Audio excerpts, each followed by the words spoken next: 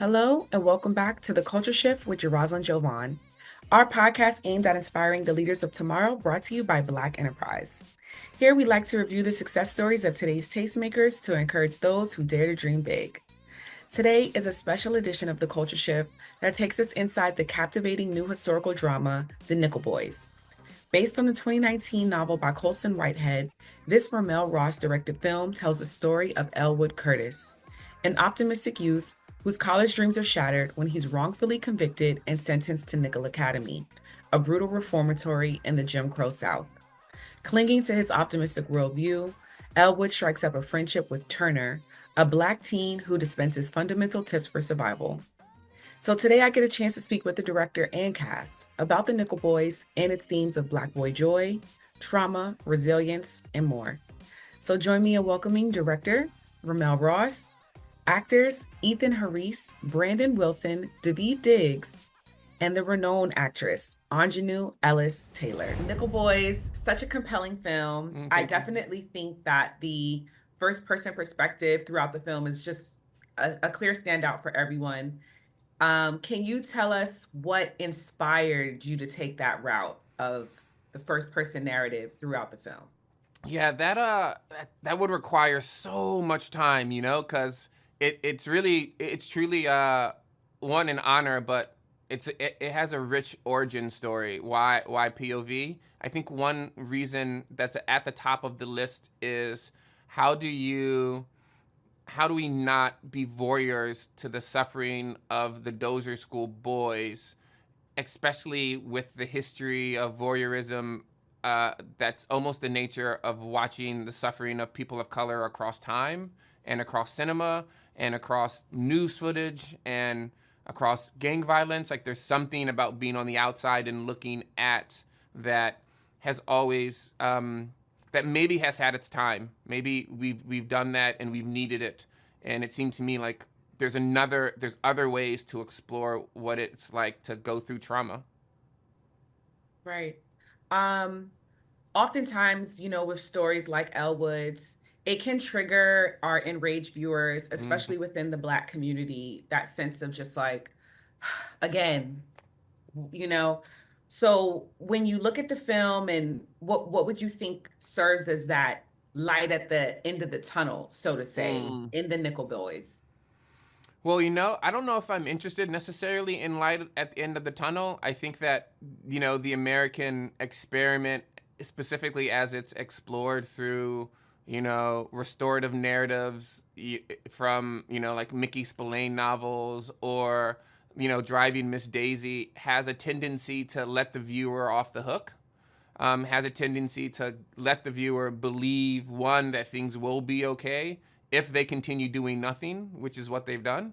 And I think that there's something to um, the power of art, not to necessarily doom and gloom and to traumatize again. I don't think traumatizing is necessary, but I think knowledge production and I think experience and a sort of poetic openness to the accounts has a purpose. And I don't think that that is something that people leave the theater with as if they were watching someone be murdered or abused. I think that poetry fundamentally is hopeful because it's providing it is light. It is the best of I think what language can do. Right. And when we look at the film, we see that underlying theme of Black boy joy with Hmm. Elwood and Turner's friendship. What is it? What were you even wanting to represent as it relates to just Black men, Black boys still being able to find happiness amidst Hmm. the struggles? Yeah, I really love that question. I think the relationship that Elwood and Turner have is a relationship that everyone needs. And I'm unsure if people have best friends that are as close and as capable of challenging each other, where someone that can say something that confronts your worldview and you can hear them and you can come back and challenge their point of view and it doesn't end in, not being friends or it doesn't end in a fight.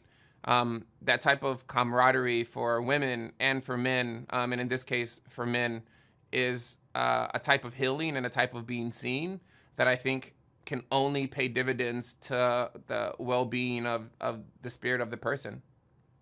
Beautiful. Couldn't have said it better myself. Thank you so much, Ramel. It's an honor. I really enjoyed The Nickel Boys. It was such a compelling film. I want to get right into it and ask about the sense of Black boy joy that we see from Elwood and Turner's friendship. What would you say it says about the avenues that Black men and boys take to continue to find happiness just amidst the everyday struggles they can face? Um, that last part one more time. That last part of the question one more How, time. just what does it say? Black boy joy, the term Black boy joy, the phrase, what does that say about the avenues that Black men and boys take to continue to find happiness despite the struggles they might be facing? I think that I think that it just displays that we are we are humans. We are human beings as well. And in that we are going to we're deserving of joy, of exploring what that is and what that means to an individual. And and we've got the right to we've got the right to Yeah, pursue it. And so I think that that can manifest in many different ways. And in this way, and this film showcases the way that's done in a terrible place through friendship, which I don't think is often seen right. between two black men on screen. But that's something that black men experience every day, everywhere, because they're Yeah, it's a human thing. You know we want to be seen, and we want to be uh, cared for by others. So um, yeah, that's yeah. where I'm landing with that. Brandon, the movie is based on a Pulitzer Prize winning book by Colson Whitehead, and he likened Elwood and Turner to two different parts of his personality, with Mhm. Elwood being the optimistic side and Turner being the cynical side. In what ways would you say that Elwood and Turner's differences ended up helping each other? Oh, in every way, probably. Hmm. I don't know why I can't look at every way right now. Like I was like, um, I mean, yeah, they challenge each other, and I think Turner very much had before meeting Elwood, he had this very limited view of the world, um, because it was forced upon him. But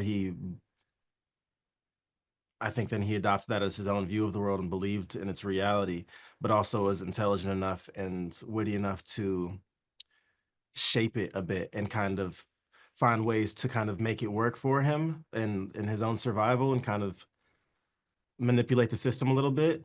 Right. But in meeting Elwood, I think first he tries to teach him his ways and like tell him how he knows the world to be and kind of fix his naivete, fix his optimism and take that away from him. But in their relationship, Elwood then challenges Turner's limited view of the world and cracks it wide open with fear at first, but yeah, and it just It's beautiful. shows him there's love and there's more beyond these walls that he's been placed in. Thank you two so much. I really think everyone's going to be impressed with both of your performances. You play Elwood's grandmother, Hattie. Mhm. And, I get a sense like she represents the matriarch, the backbone to Elwood's character. And it's relatable. She's relatable to women, to families, especially in the Black community.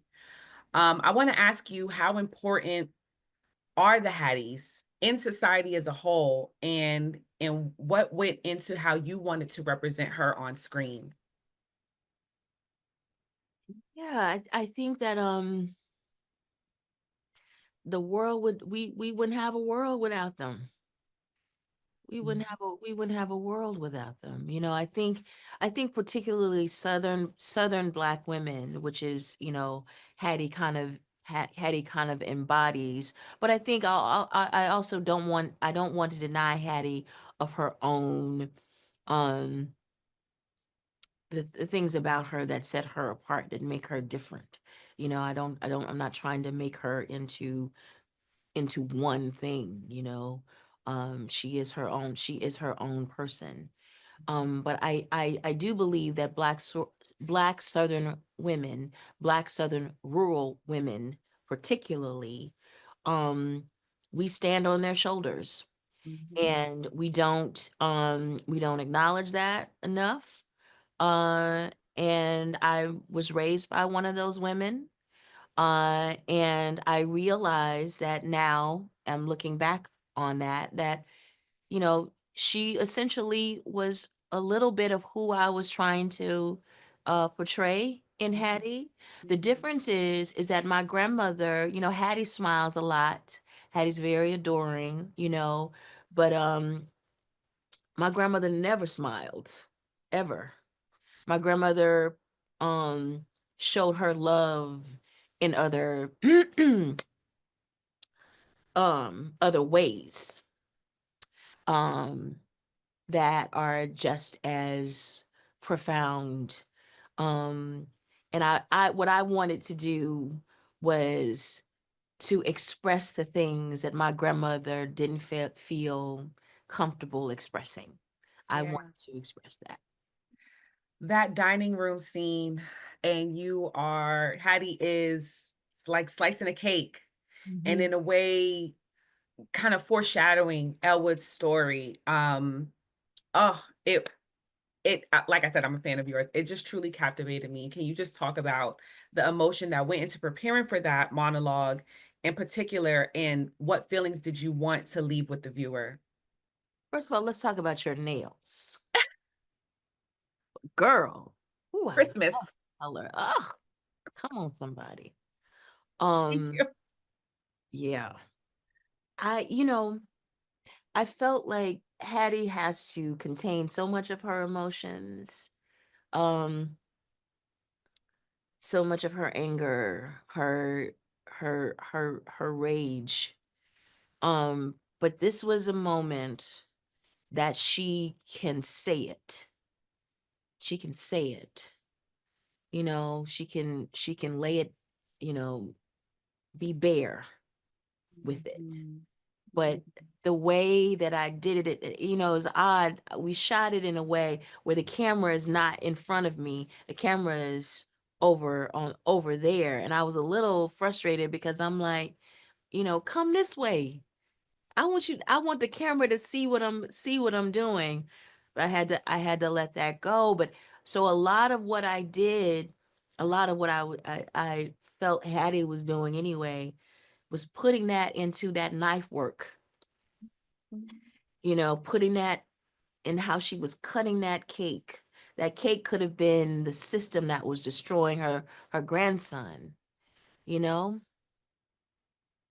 Yeah, I I think. love you. Thank you so much, Aunjanue. You are a light. Oh my God. The world needs to pay attention.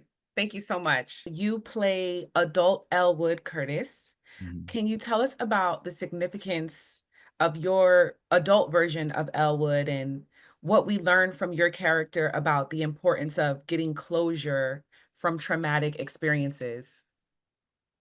Yeah, I mean, I think you know, what the young men at Nickel Academy went through is pretty harrowing, and I think when we meet adult Elwood, he's doing like a shockingly good job in some ways of moving on from that. Um, and I think the nice thing about following that story, and how even for him, who has managed to do things like find steady income, have a job, find love, um, he's still not okay.